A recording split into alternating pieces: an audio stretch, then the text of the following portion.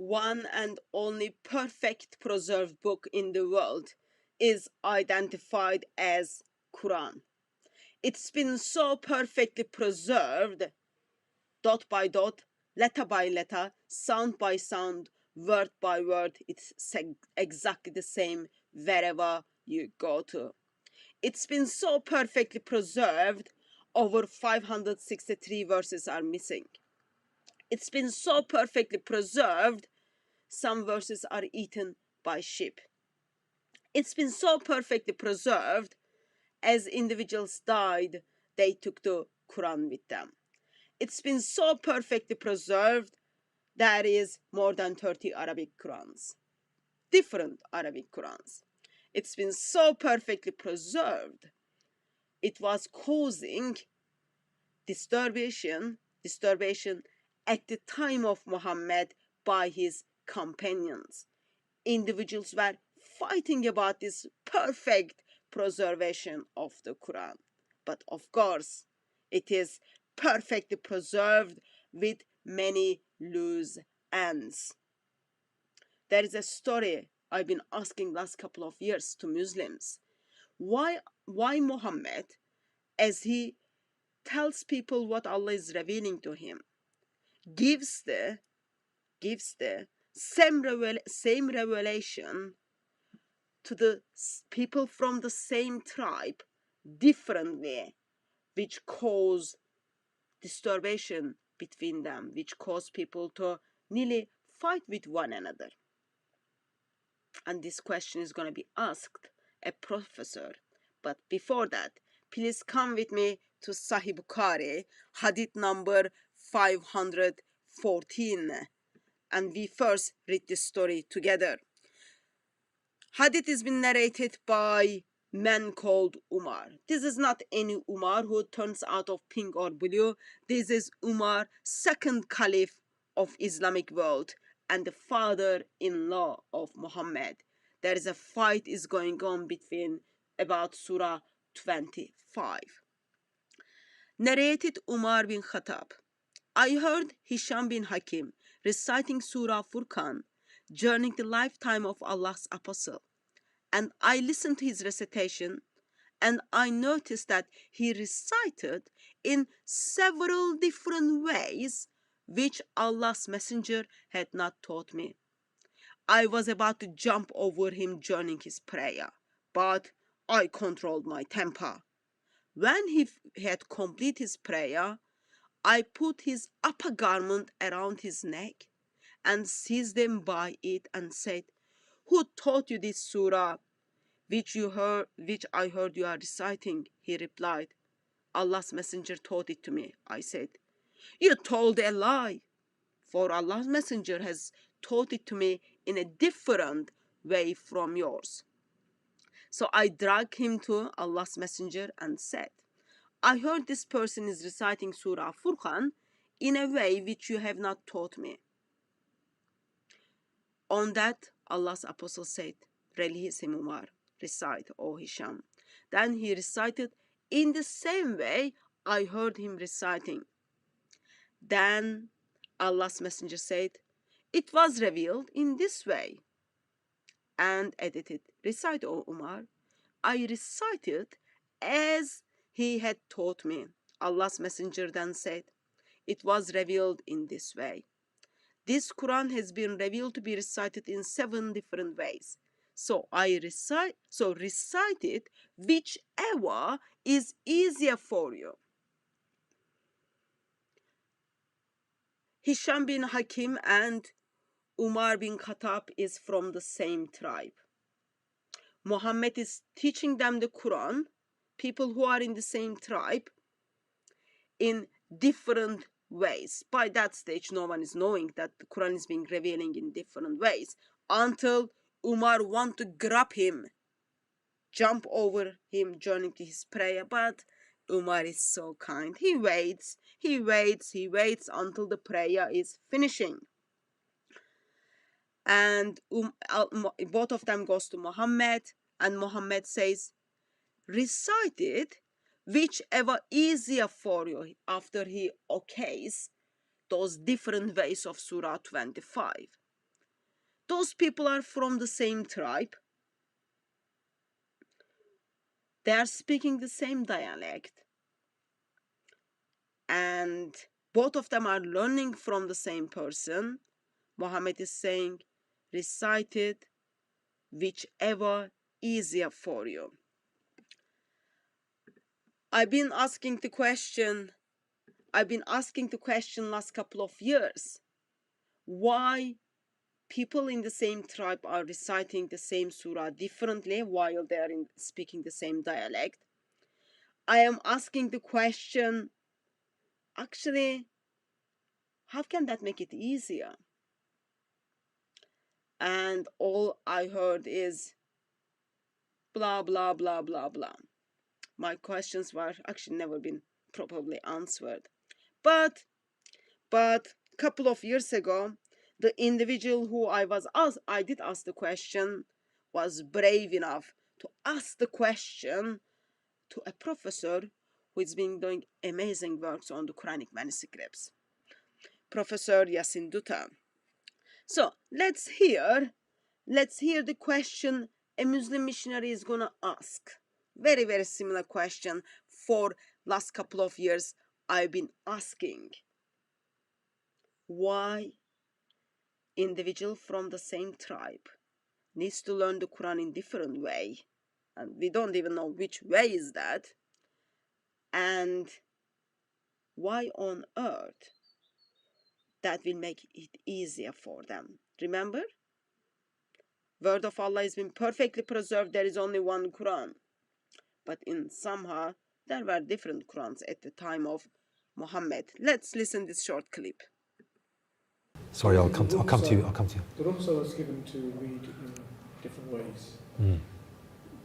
Looking at the hadith which are in Sahih collections, which seems to indicate that the Prophet ﷺ directly taught them the particular surah. So they heard from the Prophet ﷺ, and when they replied back after, like the example of Umar ibn Khattab, it seems to indicate that they learned it directly from the Prophet. So obviously direct learning would be when the Prophet recited to that particular companion and he's learned it that way. Rather than, there's a stock template where you can actually use that template with the degree of variances that are allowed and permissible. That's the other question that I'd like to clarify.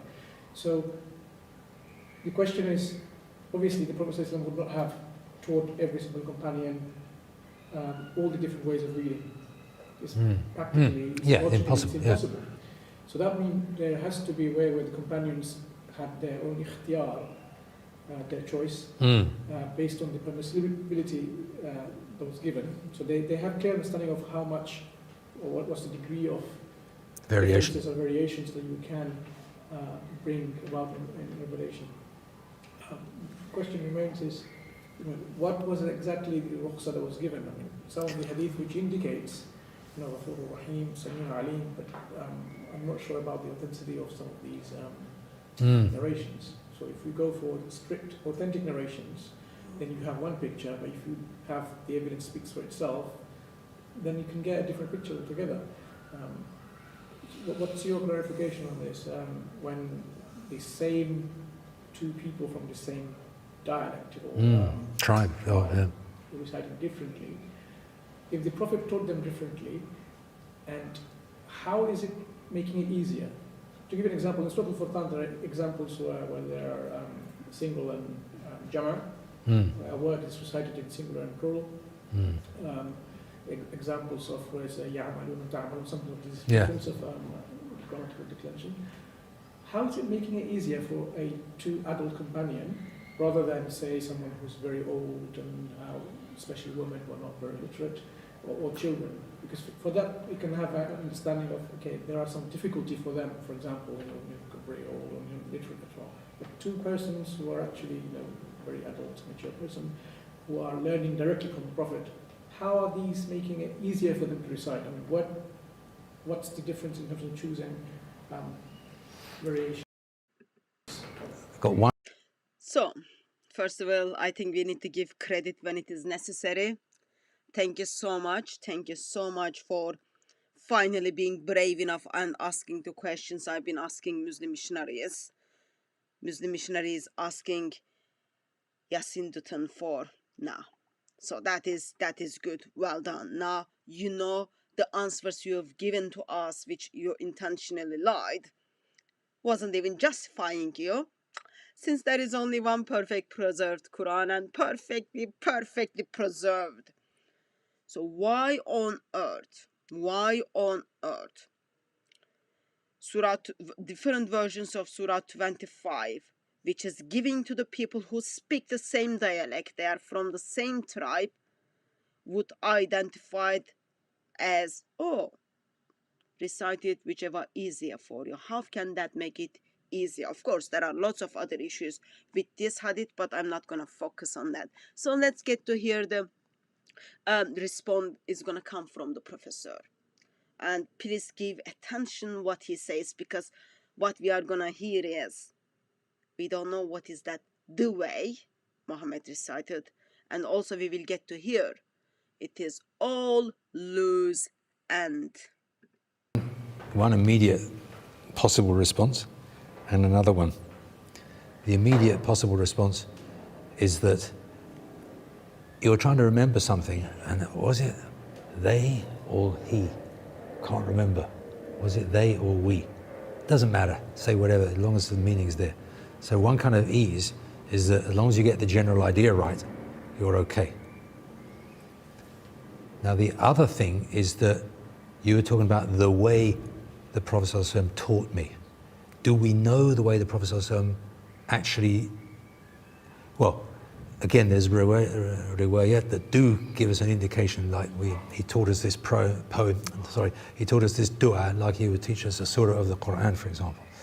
So we understand that there were words that were taught in a certain form, like 1, 2, 3, 4, 5, and it always has to be 1, 2, 3, 4, 5. But I wonder whether it was a 1-ish, followed by a 2-ish, followed by a 3-ish, followed by a 4-ish, followed by a 5-ish, because we don't actually know. As long as you've got 1, 2, 3, 4, 5 in that kind of order, again, it's back to the idea of what was it when we say the way the Prophet ﷺ recited. What do we actually mean? Because we're thinking in terms, we're expecting, and people have expected for, literally 1400 years or whatever it is, they've been expecting a very limited understanding of the way the Prophet ﷺ recited it, which is why there's a problem in the first place. Because that Sayyidina Umar says, look, and that's the wording, isn't it? So that hadith is such a critical thing, because to understand that is to basically understand everything. Because he was told, yes, that was the way it was revealed. Now what does that mean? Was revealed with exactly that sort of, Perish Zabr and all this kind of thing, or does it mean that, yes, that was the meaning, that was the dhikr, because the dhikr is something that reminds you. Again, it's not I suppose the dhikr, you could say it's, hey, do that, remind yourself of that. I mean, there's lots of loose ends, you see. Just a quick note, I'm sure it is not my place to remind the professors or Muslim missionaries, but riwayats are never been seen by Muhammad. Muhammad was long dead before the riwayats stepped into the Muslim world. Did you catch it? As long as meaning is there, as long as you've got the general idea. Did you get it? What is that way? We don't know. And we don't know. It is all loose end. So, it is all loose end. Quran has been apparently, according to Muslim sources, revealed to Muhammad in different ways, but it is all loose ends. It is all the general idea. You get the general idea correct. Why? How can it make it easy? People who speak the same language, they are from the same tribe, they speak the same dialect, gets the different version of the Quran to make it easier for them. It's all loose end. Yet. Quran has been perfectly preserved. There is only one Quran alongside of over 30 different Arabic Qurans. Quran has been so perfectly preserved, it ends up having loose end and getting the general idea. But I cannot share that info with you. All you need to know is dot by dot, letter by letter, sound by sound, word by word. Quran has been perfectly preserved, and there is only one perfect Quran every individual recites today, because that is the story we want to tell everyone, so that no one leaves the Islam and no one opens their eyes to the lies not only Muhammad told individuals, but 21st century Muslims are lying their community. Please, please, please, please, just follow the lies and follow the lies and stay in Islam, because still there is only one perfect Quran alongside of many Qurans with the different versions of it. And it ends up having, it's all loose ends. We've just got the general idea correct.